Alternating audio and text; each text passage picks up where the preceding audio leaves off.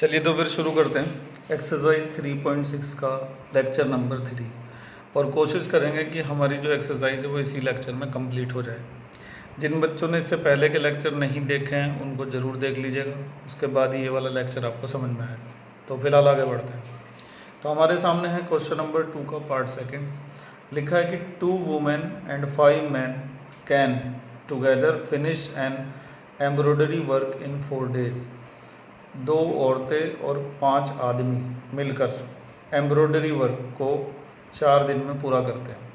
Embroidery work होता है सिलाई कढ़ाई का जो काम होता है ना, जो कपड़े पे किया जाता है सिलाई कढ़ाई, उसको बोलते हैं एम्ब्रॉयडरी वर्क। तो 2 औरतें और 5 आदमी जो हैं एम्ब्रॉयडरी वर्क को 4 दिन में पूरा करते हैं। दूसरे केस में 3 women and 6 man can finish it in 3 days। तो दूसरे केस में वो काम 3 दिन में ख़त्म हो रहा है।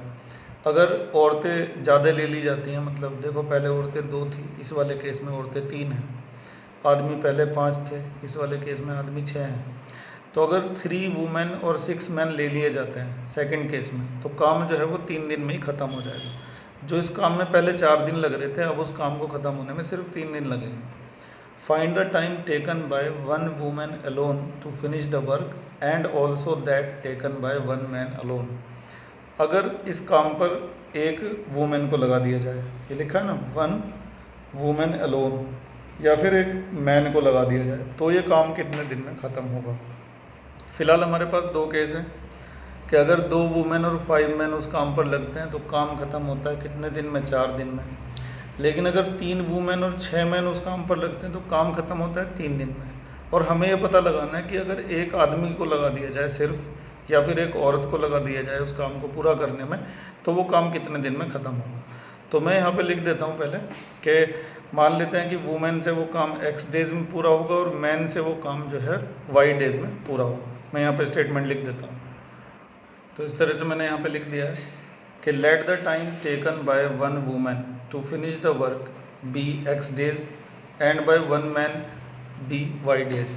मान लेते हैं कि एक औरत उस काम को अगर अकेला करती है तो x डेज में पूरा करेगी, और एक आदमी अगर उस काम को पूरा करता है तो वो y डेज में पूरा करेगा। ठीक है। अब सवाल को आगे समझने के लिए हमें एक बहुत ही इम्पोर्टेंट कंसेप्ट समझना ज़रूरी है, जो हमने क्लास 5 में पढ़ा था। 5वीं क्लास में जो कॉन्सेप्ट पढ़ा था उसको समझना ज़रूरी है। तो वो कॉन्सेप्ट क्या है ये समझ लो।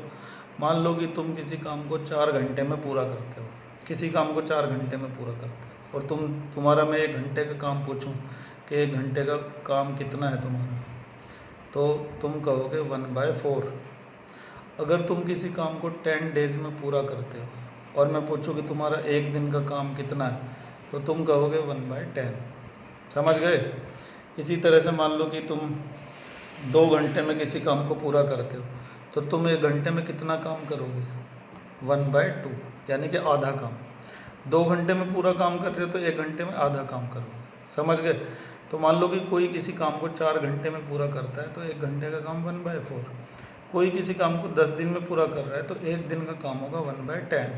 ये कॉन्सेप्ट क्लास 5 में सिखाया जाता है। ठीक है। तो इसका इस्तेमाल हम इस सवाल में करने वाले हैं, ध्यान से ज़रा समझिएगा।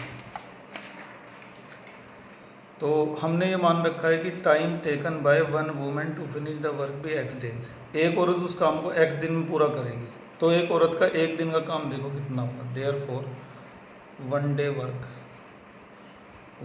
Work of 1 women.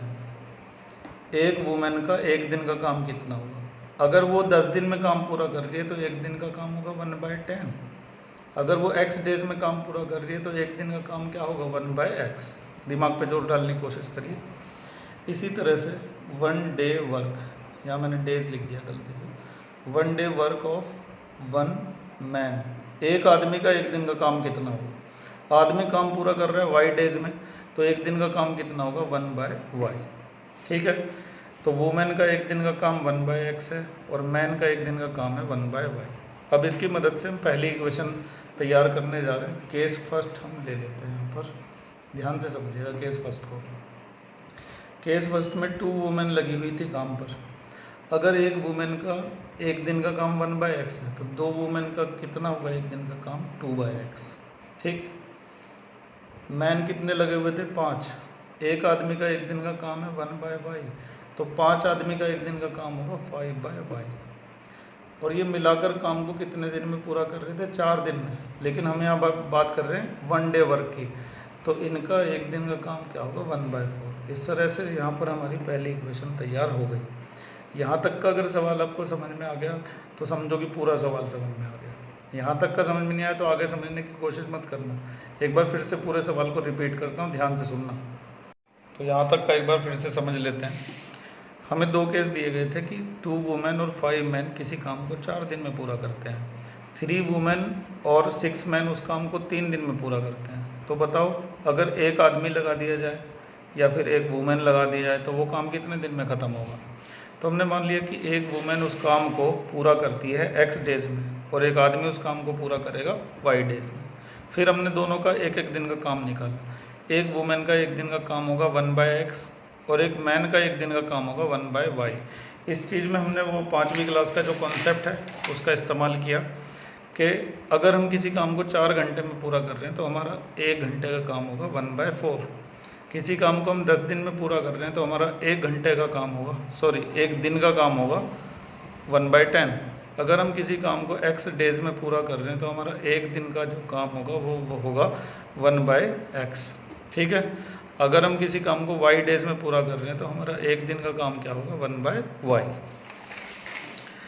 तो अगर औरत उस काम को x डेज में पूरा कर रही थी तो एक दिन का काम औरत का क्या होगा? 1/x। ऐसे ही आदमी उस काम को y डेज में पूरा कर रहा था तो उसका एक दिन का काम कितना होगा? 1/y। अब पहले केस में 2 वुमेन लगी हुई थी, एक वुमेन का एक दिन का काम 1/x है, तो 2 वुमेन का एक दिन का काम क्या होगा? 2/x। इसी तरह से 5 मैन का एक दिन का काम क्या होगा? अगर एक आदमी का 1/y है तो 5 आदमी का क्या होगा? 5/y। तो इस तरह से हमारी पहली इक्वेशन जो है वो तैयार हो चुकी है, इक्वेशन नंबर फर्स्ट। अब बिल्कुल ऐसे ही हम सेकंड इक्वेशन बनाएंगे, बड़े ध्यान से देखिएगा उसको भी कैसे बनेगी। सेकंड केस भी मैं यहीं पे बना देता हूँ ताकि हमें सारी चीज़ें क्लियर हो जाएं। सेकंड केस में देखो 3 वुमेन थी, तो एक वुमेन का एक दिन का काम 1/x है, तो 3 वुमेन का कितना हो जाएगा एक दिन का काम? 3/x। इसी तरह से सेकंड केस में मैन कितने थे? 6। अब आदमी का एक दिन का काम 1/y है, तो 6 आदमी का एक दिन का काम कितना होगा? 6/y। अब वो पूरा काम 3 दिन में कर रहे थे, लेकिन यहाँ पे बात चल रही है सारी एक दिन के काम की, तो पूरा काम 3 दिन में होता है तो एक दिन का काम क्या होगा? 1/3। ये 3 वुमेन का एक दिन का काम है, ये 6 मैन का एक दिन का काम है और ये इन दोनों का मिलाकर एक दिन का काम है। ठीक है। तो इस तरह से हमारी दूसरी इक्वेशन जो है वो तैयार हो चुकी है। अब हमें इन इक्वेशंस को सॉल्व करना है। जो मेथड हमने पहले सीख रखे हैं इस एक्सरसाइज में, उन्हीं का इस्तेमाल करके हम इन दोनों इक्वेशंस को सॉल्व कर देंगे। तो ले चलते हैं अगले पेज पर। तो दोनों जो इक्वेशंस हैं उनको मैंने अगले पेज पर लिख दिया है। अब इनको आगे सॉल्व करने का जो तरीका होगा वो हमने एक्सरसाइज का जो पहला लेक्चर था उसमें सीख लिया था। अब जैसे ये लिखा हुआ है 1/x, तो इसकी जगह पर हम u लिख देंगे, 1/y की जगह पर b लिख देंगे। 5 है ना, 5 के साथ 1 है, 1/y को क्या लिख देंगे? हम b लिख देंगे। ठीक है, ऐसे मान लिया जाता है। और जिन्होंने वो लेक्चर नहीं देख रखा उसको ज़रूर देख लीजिएगा। तो ये जो इक्वेशन है ये हमारी रिड्यूस हो जाएगी, ऐसे बन जाएगी 2u + 5v = 1/4। ठीक है, और ये थी इक्वेशन सेकंड। इसी तरह से दूसरी इक्वेशन बनेगी 3u + 6v = 1/3, इक्वेशन थर्ड। ठीक है, नहीं इसको थर्ड बनाते हैं और ये हो जाएगी फोर्थ, क्योंकि फर्स्ट और सेकंड हम पहले ही बना चुके हैं। एक बार मैं आपको दिखा देता हूँ। ये देखिए फर्स्ट और सेकंड पहले ही बनी हुई है, इनको रिड्यूस करने के बाद बनी है थर्ड और फोर्थ। अब हम इन इक्वेशन को सॉल्व करेंगे। सबसे ज़्यादा जो इस्तेमाल होता है मेथड वो एलिमिनेशन मेथड है इक्वेशंस को सॉल्व करने का। उसके लिए या तो u के कोफिशिएंट इक्वल करे जाएंगे या फिर v के कोफिशिएंट इक्वल किए जाएंगे। तो मैं यहाँ पर u के कोफिशिएंट इक्वल करने की कोशिश करता हूँ। उसके लिए मैं इसमें 3 की मल्टीप्लाई करूँगा और इसमें 2 की। यहाँ पे 3 की इंटू करके 6 बनेगा और वहाँ पे 2 की इंटू करने से वो भी क्या बन जाएगा? 6 बन जाएगा। तो इक्वेशन थर्ड में मल्टीप्लाई होगी किसकी? 3 की। और इक्वेशन फोर्थ में किसकी मल्टीप्लाई होगी? 2 की। और उसके बाद उनको क्या किया जाएगा? सब्ट्रैक्ट, क्योंकि यहाँ पे u प्लस का है और इधर भी u प्लस का है, दोनों जगह उसके साइन सेम है, तो हमें क्या करना पड़ेगा, सब्ट्रैक्ट करना पड़ेगा। तो जैसे मैं u के कोफिशिएंट इक्वल करके कर रहा हूँ, ऐसे ही आप जो है v के कोफिशिएंट इक्वल करके तब करिएगा, तभी आपकी अच्छी प्रैक्टिस होगी। तो फिलहाल हम इस इक्वेशन में 3 की मल्टीप्लाई कर रहे हैं, ध्यान से देखिएगा जरा। 3 2 6 u, 3 5 15 v और 3/4, ठीक है।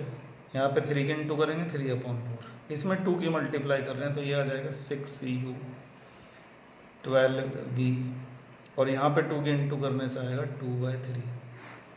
अब क्योंकि हम माइनस कर रहे हैं तो नीचे वाली रो के साइन हो जाएंगे चेंज, ठीक, ये कैंसिल हो गया।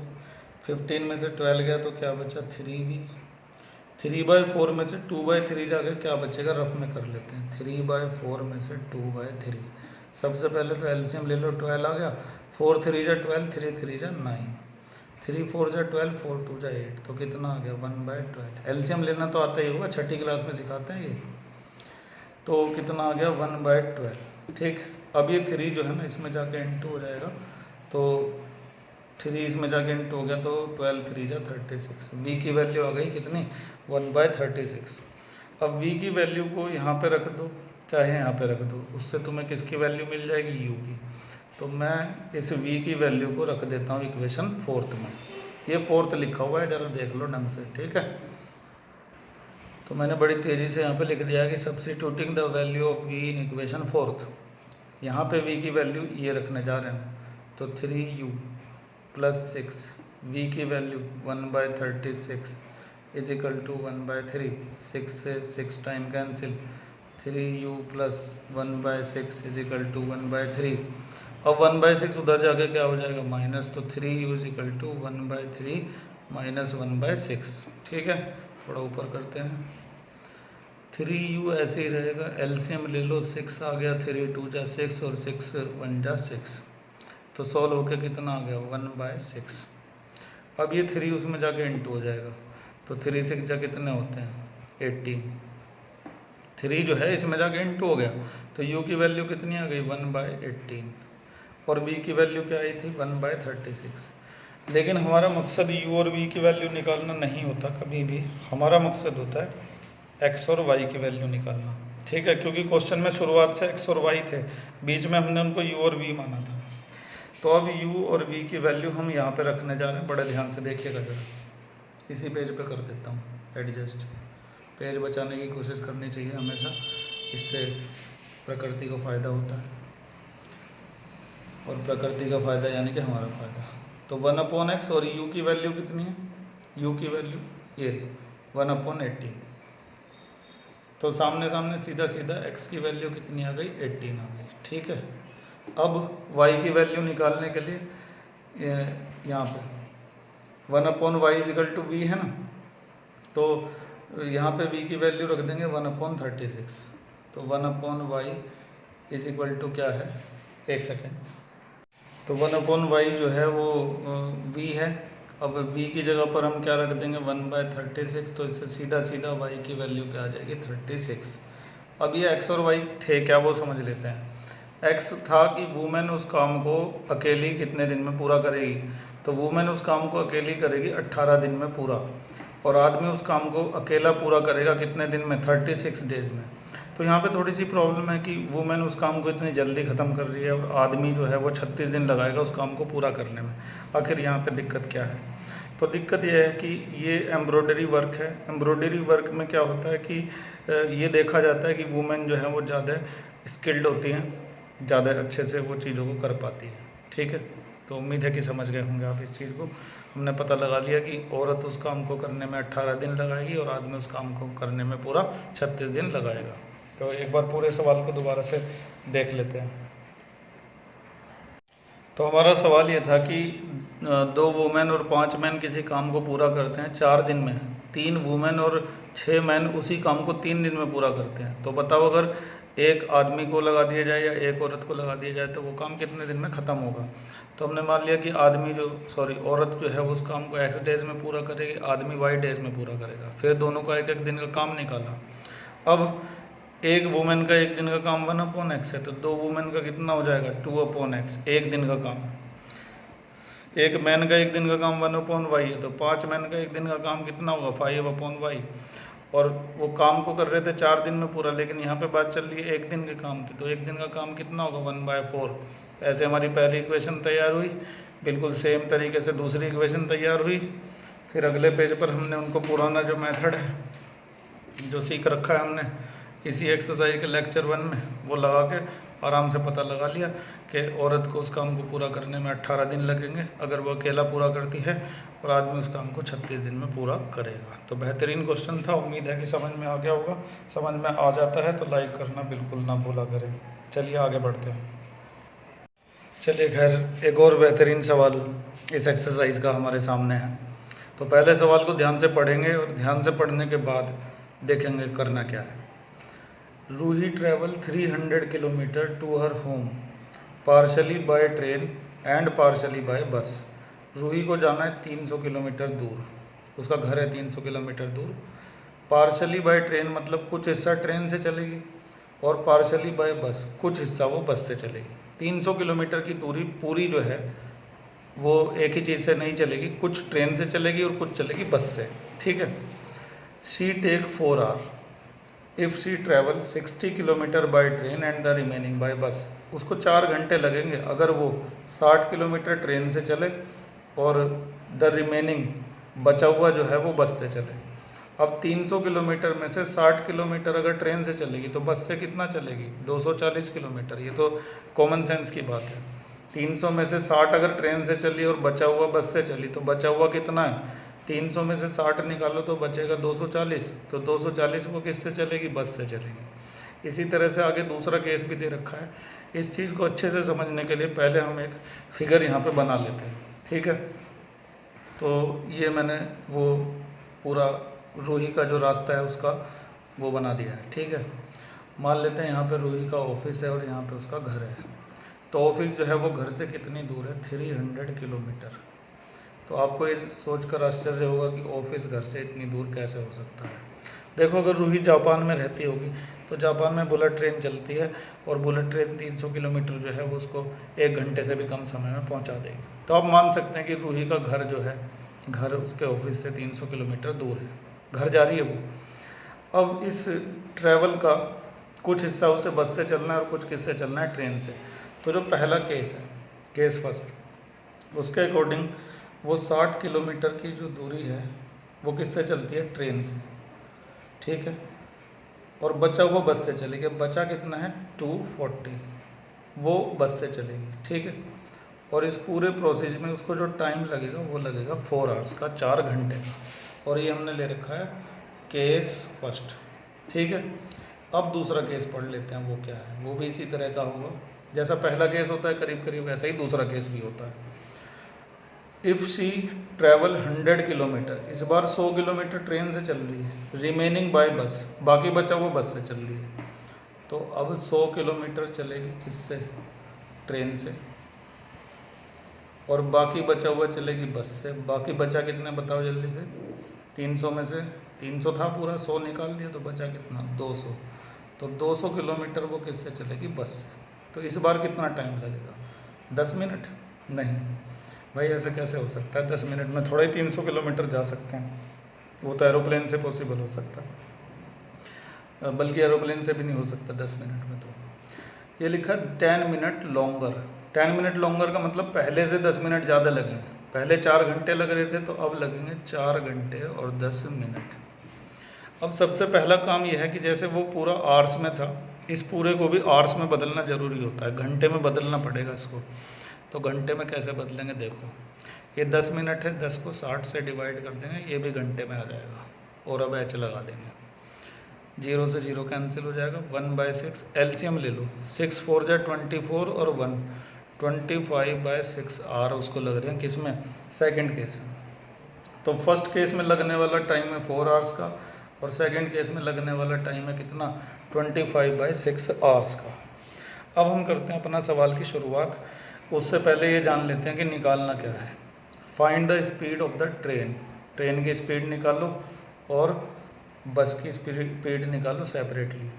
तो हम हर बार की तरह से मान लेंगे कि let the speed of train be x and the bus be y। मैं लिख देता हूँ जल्दी से। तो मैंने बड़ी जल्दी से फिर से ये लिख दिया है कि let the speed of train be x and the bus be y। ठीक है, अब हम लेने जा रहे हैं पहला केस। पहले केस में पूरा जो टाइम लगा है वो 4 घंटे का लगा है। ठीक है, सबसे पहले हम ये पता लगाएंगे कि उसको ट्रेन से कितना टाइम लग रहा है, और उसके बाद ये पता लगाएंगे कि बस से कितना टाइम लग रहा है, और फिर उन दोनों टाइम को प्लस कर देंगे, और प्लस करके वो टाइम कितना आना चाहिए, 4 घंटे के बराबर आना चाहिए। एक बार फिर से रिपीट करता हूँ। पहले हम ये पता लगाएंगे कि ट्रेन से 60 किलोमीटर जाने में कितना टाइम लगा, फिर बस से 240 किलोमीटर जाने में कितना टाइम लगा, फिर उन दोनों टाइम को प्लस करके वो किसके इक्वल आना चाहिए, 4 घंटे के इक्वल आना चाहिए। तो ध्यान से समझिएगा। केस फर्स्ट में हम निकालेंगे पहले टाइम टेकन बाय ट्रेन। अब टाइम निकालने का फार्मूला पता होना चाहिए, डिस्टेंस अपॉन स्पीड। ठीक है, छठी में सिखाते हैं ये फार्मूला भी, छठी क्लास में। अब डिस्टेंस कितनी चल रही है ट्रेन से, वो 60, और ट्रेन की स्पीड कितनी ले रखी है हमने, ट्रेन की स्पीड है x। ठीक है, तो इस तरह से ये ट्रेन से लगने वाला टाइम आ चुका है। अब टाइम टेकन बाय बस तो तुम बड़े आराम से निकाल ही दोगे। बस से जो डिस्टेंस चली वो 240 है, और बस की स्पीड कितनी है, y। तो ये ट्रेन से लगने वाला टाइम और ये बस से लगने वाला टाइम, अगर इनको प्लस कर दिया तो कितना मिलेगा, 4 घंटे मिलेगा अकॉर्डिंग टू क्वेश्चन। दिखाई तो दे ही रहा होगा नीचे, अगर नहीं दिख रहा तो थोड़ी सी कोशिश कर लिया करो। दोनों टाइम को प्लस करते हैं, ट्रेन से लगने वाला टाइम और फिर बस से लगने वाला टाइम, दोनों को प्लस करके हमें क्या मिलेगा, 4 घंटे। ठीक है, अब मैं इस इक्वेशन को थोड़ा सा रिड्यूस कर लेता हूँ, आसान बना लेता हूँ, अगले पेज पर ले जाता हूँ इसको। ठीक है, ध्यान से देखना। तो इक्वेशन को मैंने अगले पेज पर लिख दिया है। अब देखो यहाँ से 60 कॉमन आ रहा है, तो कॉमन ले लो उसको। अब बचेगा क्या, 1/x। 6 4 जा 24। ठीक है, 4 जा और एक जीरो तो नहीं बचेगी, अपॉन y। ठीक है, इज इक्वल टू 4। 60 ऊपर से कॉमन आ रहा था, कॉमन ले लिया। अब ये 60 चला जाएगा 4 के नीचे डिवाइड में, तो 1/x 4/y is equal to 4 ये 60 चला गया वहाँ पे नीचे, 4 1 जा और 4 15 जा, तो 1/x plus 4/y is equal to 1/15। पहली इक्वेशन तैयार। अब अगर पहली इक्वेशन कैसे बनी है ये समझ में आ गई ना किसी को, तो वो दूसरी इक्वेशन वो बच्चा या वो बच्ची अपने आप बना सकती है। तो मैं एक बार उसको फिर से समझाता हूँ कैसे बनी है पहली इक्वेशन हमारी। पहली इक्वेशन बनाने के लिए हमने क्या किया, केस फर्स्ट की मदद ली। ट्रेन से 60 किलोमीटर जाने में कितना टाइम लगेगा वो निकाला, 60/x। ये फार्मूला लगाया था, डिस्टेंस अपॉन स्पीड। इसी तरह से बस से जो टाइम लगेगा वो निकाला, डिस्टेंस अपॉन स्पीड। अब ट्रेन का और बस का टाइम दोनों का मिलाकर कितना है, 4 घंटे। तो हमने इन दोनों टाइम को क्या कर दिया, प्लस कर दिया, और प्लस करके कितना मिल गया, 4 आवर्स, और इससे हमने वो इक्वेशन तैयार की। इस तरह से पहली इक्वेशन हमारी बन गई। ठीक है, अब मैं दूसरी इक्वेशन बनाने जा रहा हूँ, उसके लिए हम लेंगे सेकंड केस। ध्यान से देखिएगा ज़रा, लिखेंगे यहाँ पे नाउ केस सेकंड।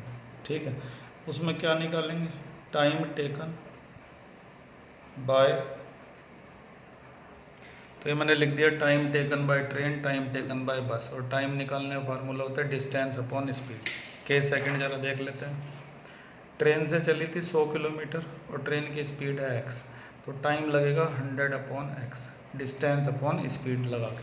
ठीक है, ट्रेन से लगने वाला टाइम हो गया 100/x। अब बस से कितना चली थी, 200, और बस की स्पीड है y, तो बस से लगने वाला टाइम कितना हो जाएगा, 200/y। अब ये दोनों टाइम मिलाकर कितना आएगा, इन दोनों से लगने वाला टाइम मिलाकर कितना आएगा, 4 घंटे 10 मिनट, जिसको हमने कन्वर्ट किया था आवर्स में, जो आया था 25/6। तो अब हम इन दोनों टाइम को प्लस कर देते हैं अकॉर्डिंग टू क्वेश्चन। दोनों टाइम को प्लस करते हैं, थोड़ा ऊपर ले जाते हैं फिर से, तो 100/x plus 200/y is equal to 25/6। ठीक है, अब यहाँ से जो है ना कॉमन निकलेगा कितना, 100, तो निकाल लो। अंदर क्या बचेगा, 1/x 2/y is equal to 25/6। अभी जो 100 यहाँ पे देख रहे हो ना, ये उधर चला जाएगा, 6 में जाके इंटू हो जाएगा।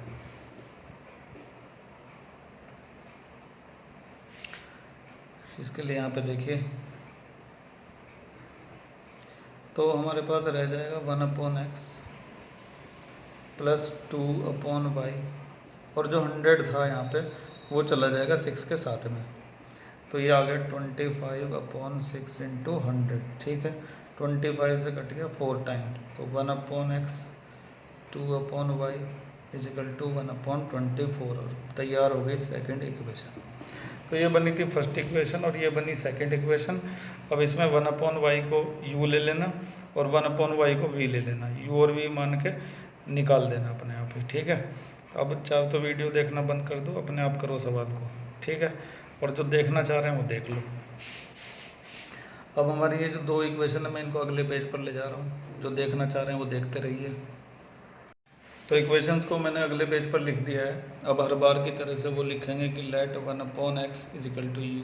इन इक्वेशन को रिड्यूस करेंगे सिंपल फॉर्म में, और 1/y इजिकल टू v। ये हमने सीखा था लेक्चर 1 में इसी एक्सरसाइज के। तो 1/x की जगह पर u आ जाएगा, 4 के साथ 1 है, 1/y की जगह पर v आ जाएगा इजिकल टू 1/15।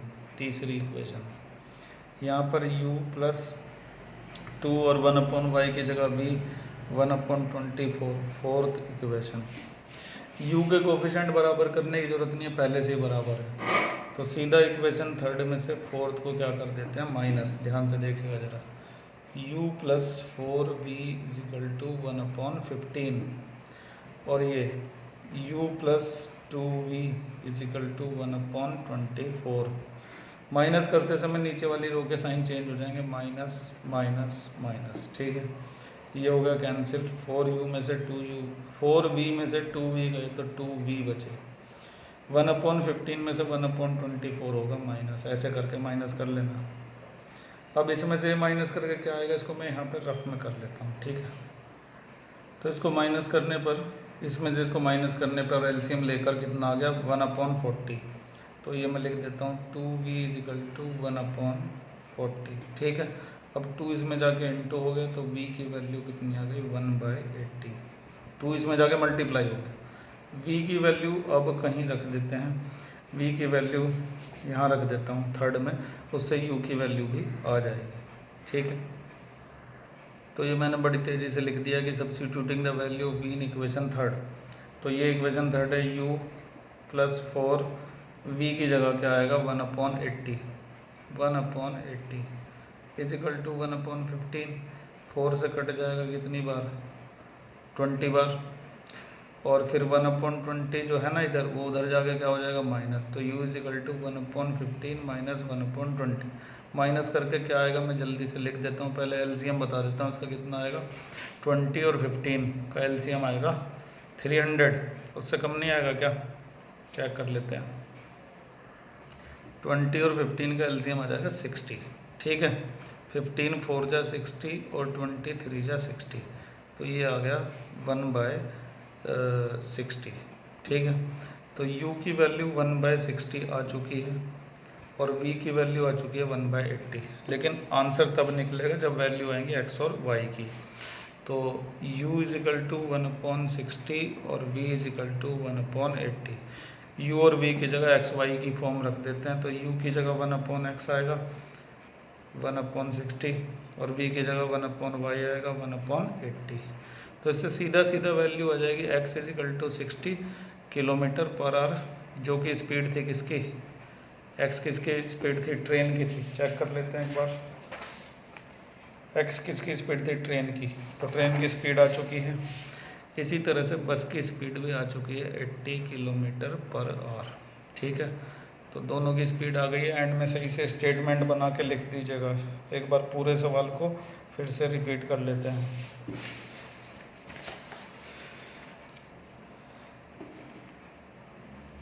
तो सवाल ये था कि रूही को 300 किलोमीटर जाना है अपने घर, कुछ हिस्सा पार्शली बाय ट्रेन और पार्शली बाय बस। कुछ हिस्सा ट्रेन से चलेगी और कुछ हिस्सा बस से चलेगी। उसको 4 घंटे लगेंगे अगर वो 60 किलोमीटर ट्रेन से जाती है और बाकी बचा हुआ बस से चलती है। ऐसे ही दूसरा केस था। तो बताओ ट्रेन की स्पीड कितनी है और बस की स्पीड कितनी है। तो हमने क्या करा ना, उसको समझने के लिए फिगर बनाई ऐसे 300 किलोमीटर की।